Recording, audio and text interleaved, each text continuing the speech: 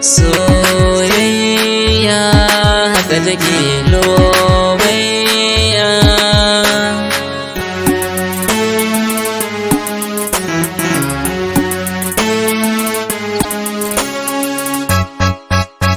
Muradina a bar suna cikin mata ba ta da wari.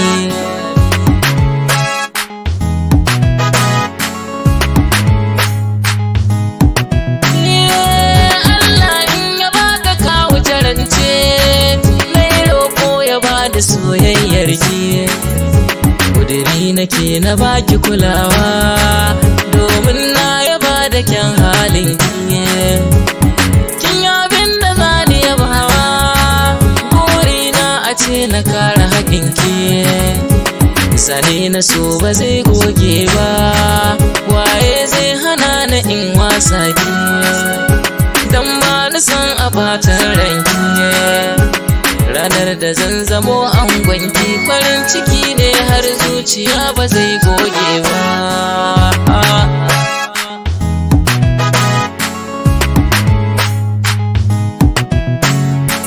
Wanda ya samu wadda ke kishinsa, daɗi ko wuya ya ba ta kulawa, da shi na so akwai amfani.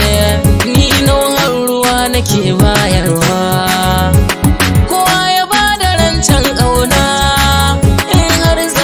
shi za a musawa. Na aminta na tantance, na san da zaki bani kulawa, bare a ce miyo sabawa. Mutuwa na san da za ta raba hawa, rufe da alkawari ni da ke ba zan saba ba.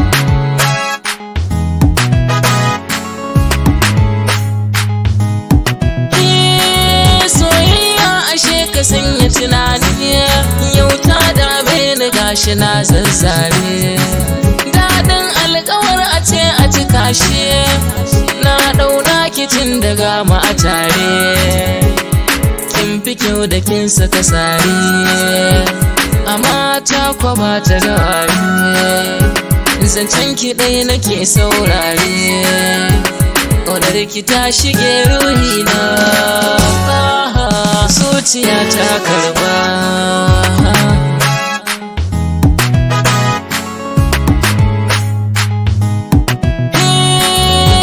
Kisan da so yana damuna, sai na same ki hankali zai kwanta.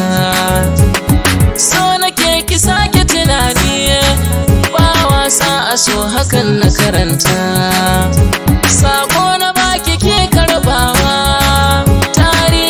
so nake na rubuta. Lallai a san kini na bautu, yau magana akan kina nanata. Guri garan ki zambin mata, dukan abin da ke ruhina yau na bayyana shi ban saba ba.